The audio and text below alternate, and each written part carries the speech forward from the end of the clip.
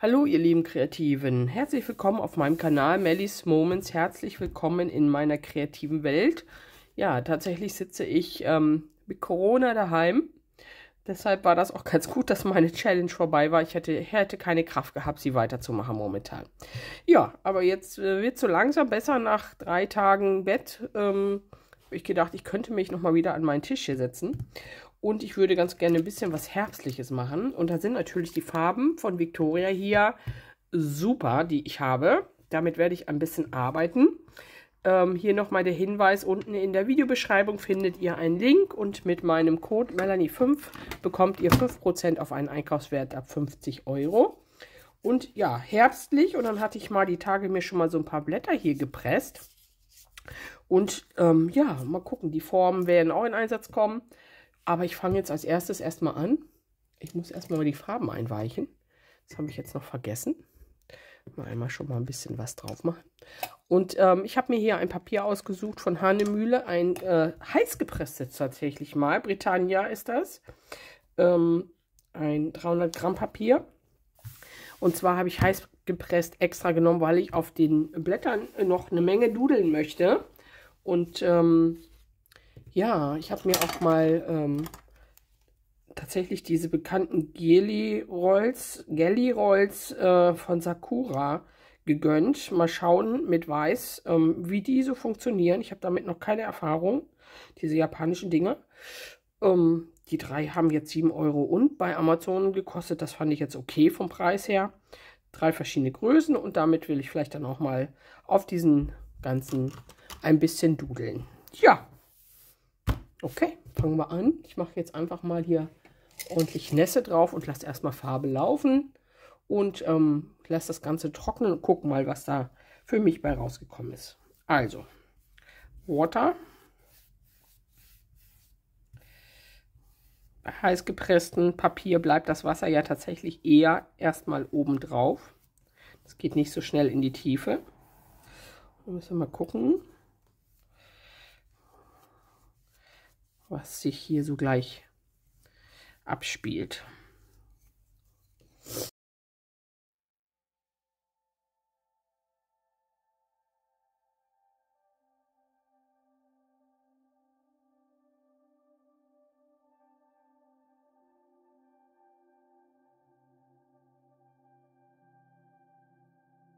Ich nehme diesen hier mal von Paul Rubens und werde mal ein bisschen mehr Richtung rollende Bewegung gehen, weil das so wunderschöne Effekte macht.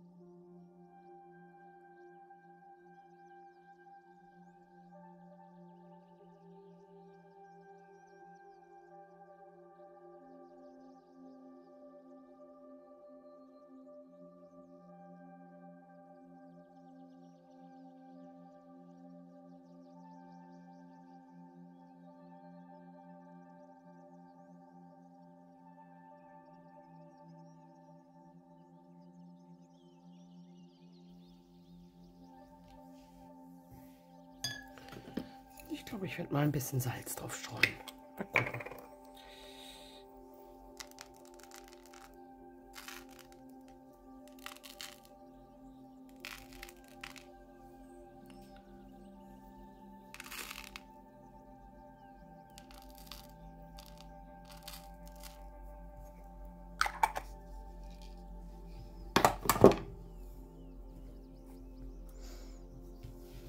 Ja. Lassen wir das Ganze mal trocknen. Ich bin gespannt, wie sich das entwickelt. Bis später. Was soll ich sagen? mega geworden. Mega Farben, finde ich, total toll.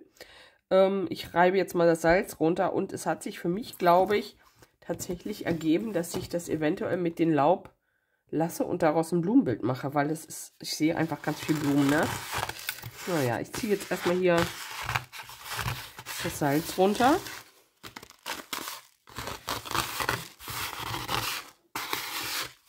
Ah, da war es noch nicht trocken. Das gibt's doch nicht.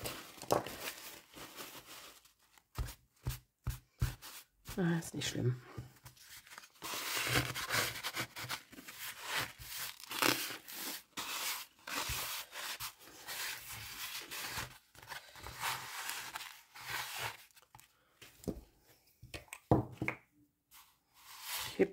Ich hebe das noch auf. Das kann man nämlich noch mal benutzen.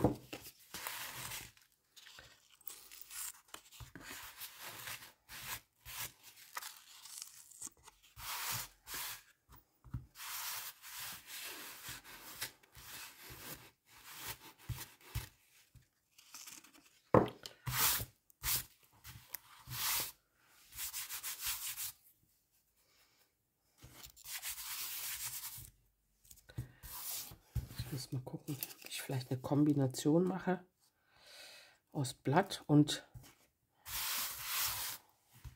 vielleicht mache ich das. So, dann würde ich mir jetzt erstmal dafür eine neutrale Farbe suchen. Ein Grau. Also ich will hieraus Blumen machen. Aber hier sind noch so viele freie Stellen und daraus könnte ich auch Blätter machen. Die sind auch sehr cool. Kann ich ja mal hier so ein bisschen...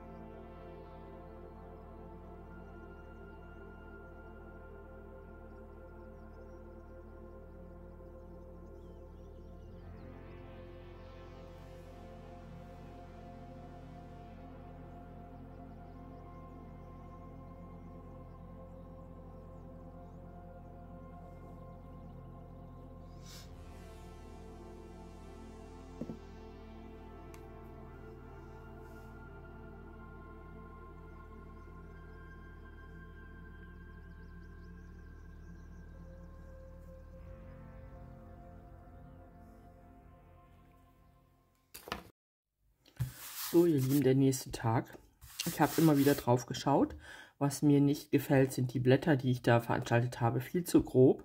Das Gute ist an dem heiß gepressten Papier, dass die Farbe im Grunde fast nur aufliegt. Somit werde ich jetzt einfach mit einem nassen Pinsel nochmal hier in die Blätter hineingeben und kann diese Farbschicht ein bisschen anlösen und kann das wieder beheben und werde später dann mal das Ganze mit meinen Buntstiften schattieren und mache dadurch mir die Muster rein. Aber hier kann ich jetzt so erstmal den gröbsten Fehler oder was mir hier nicht gefällt, erstmal wieder verwischen sozusagen. Ne? Diese hellen Streifen, die ich da reingearbeitet habe, die waren nicht so toll. Na, hier löst sich richtig die Farbe an, das sieht man. Und mit reichlich Wasser kriege ich hier jetzt nochmal wieder diese Struktur des Blattes ein bisschen hin, ein bisschen verschieben. Sehr schön. So ist es. Es wird besser. Gut. So, was will ich noch machen?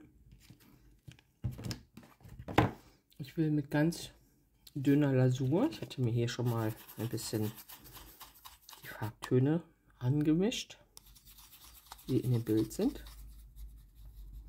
Und ich möchte gerne die Blüten hervorheben, indem ich unterhalb der Blüten noch mal so eine Schicht aufsetze und es da etwas dunkler mache.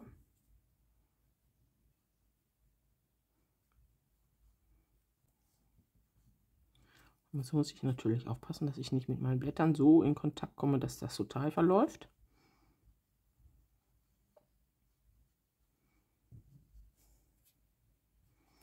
Und hier ziehe ich es jetzt mit Wasser ein bisschen raus.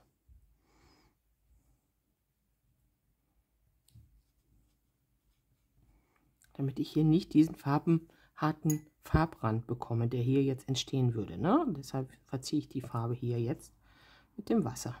Da darf ich jetzt natürlich nicht so viel drauf rumrubbeln, weil sonst würde ich auch hier die Hintergrundfarbe wieder anlösen. So, noch mal ein bisschen intensiver, ein bisschen dunkler hier meinen Farbton mache. Und dann kann ich hier unterhalb der Blüte noch mal was reinsetzen und dann zieht sich das da schön noch in den Rest hinein.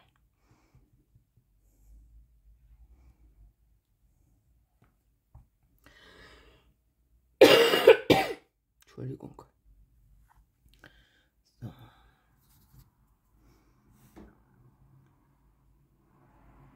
Ja, und so kriege ich jetzt durch eine zweite Farbschicht diese Blüte noch mal ein bisschen mehr hervorgehoben. Wichtig ist, dass die nicht so kräftig ist.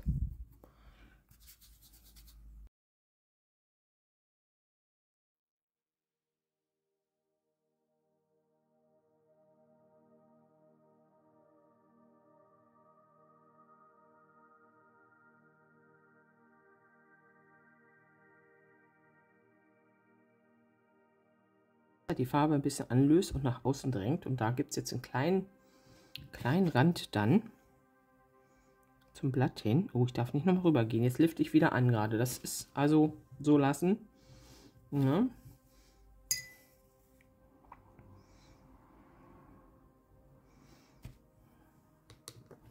Es ist nicht so leicht mit dieser Negativtechnik. Das muss man auch mal schon mal ein bisschen gemacht und geübt haben. Aber die Effekte sind toll. Ja. Die Blumen dadurch noch mal ein bisschen hervorzuholen, die hellen Blüten.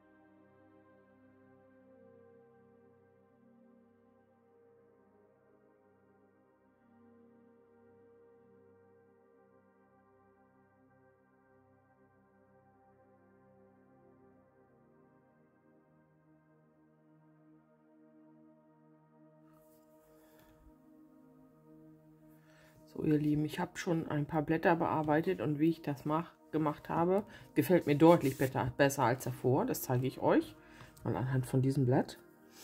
Ich nehme mir einen weißen Buntstift aus meiner Wuma-Kollektion. Dann habe ich hier das Blatt, was ich mal benutzt habe. Da werde ich mich nur grob dran orientieren und ziehe mir hier die Linien, wie ich sie dann gut finde. Und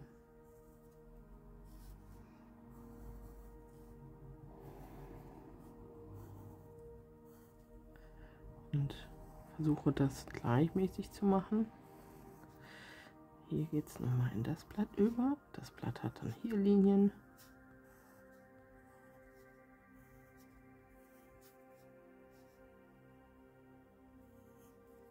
Und da geht es nochmal dahin. Nicht zu viel fein, nur so ein paar. So, ups.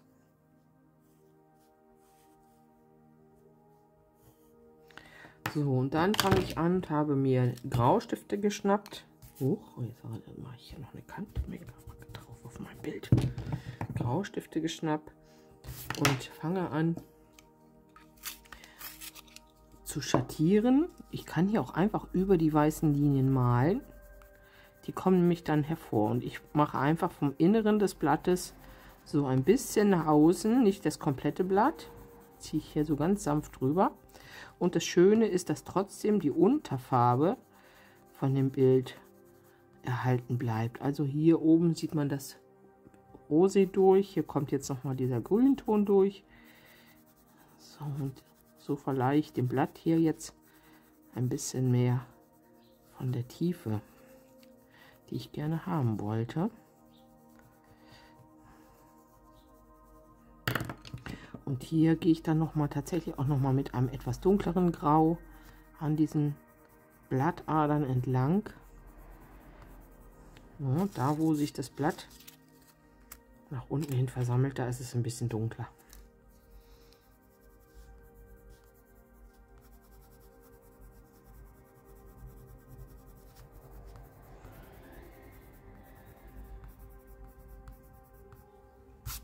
Ja, und das gefällt mir auf jeden Fall deutlich besser als das, was ich vorher mit dem Pinsel gemacht habe. Und auf diesem glatten Papier arbeiten die Wumas auch so richtig toll. Also, da kriegt man richtig schöne Schattierungen hin. Genau. Ja, und so mache ich jetzt dieses Blatt auch noch. So, das ist jetzt der Zwischenstand. Blätter fertig. Hier habe ich auch noch ein wenig die Blätter und Stiele ausgearbeitet. Und ja, bevor ich mich dann an die Blüten wage, brauche ich aber noch eine kleine Pause. Bis später. So, ihr Lieben, es sind schon wieder ein paar Tage vergangen. Das gute Stück liegt hier und ich muss mal daran weitermachen. Die Blume ist fertig. Die habe ich euch nicht gezeigt, wie sie geht. Es war für mich erstmal selber ein Ausprobieren. Ich möchte euch anhand dieser Blume jetzt mal zeigen, wie ich das gemacht habe. Und zwar habe ich geguckt und hingeschaut und mal geguckt, wo sehe ich denn Blütenblätter, wie kann ich denn diese Blume gestalten. Und ich fange jetzt erstmal mit einem ganz leichten Stift an, um das hier mal zu schattieren, damit ihr euch das schon mal so vorstellen könnt. Ich sehe hier ein Blütenblatt, das über alle anderen lappt, sozusagen. Könnte auch noch mal ein inneres setzen, müsste ich mal schauen. Dann kommt hier hinten ein Blütenblatt hoch, was so ein bisschen sich nach außen wölbt. Hier auf jeden Fall eins.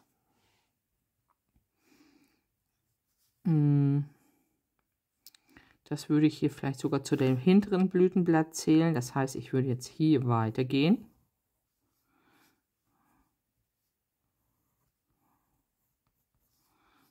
Und sehe hier ein Blütenblatt. Sehe hier nochmal ein Blütenblatt. Und am Ende noch hier außen eindeutig auch nochmal ein Blütenblatt. Und so arbeite ich das dann langsam raus. Könnt ihr das erkennen? Ja, jetzt kann man die Blüte schon ein bisschen. Ich würde so viel lassen, hell lassen wie möglich. Und ich fange jetzt hier so ein bisschen an und arbeite von innen nach außen so ein paar.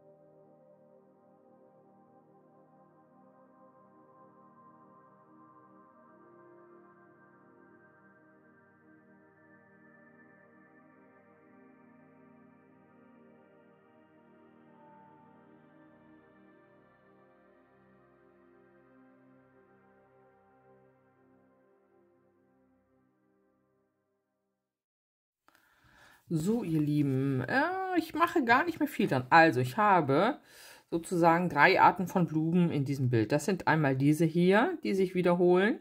Dann habe ich hier, die sehen so ein bisschen aus von den Blüten, habe ich die wie Hortensien. Also sind Fantasieblumen, ne? Aber ein bisschen anders gemacht als diese. Seht ihr schon, diese kleinen Blütchen extra gemacht. Dann hatte ich hier so eine schöne Blume. Dazu habe ich hier noch mal eine zweite gestaltet. Auch die ist jetzt nicht so ganz alleine.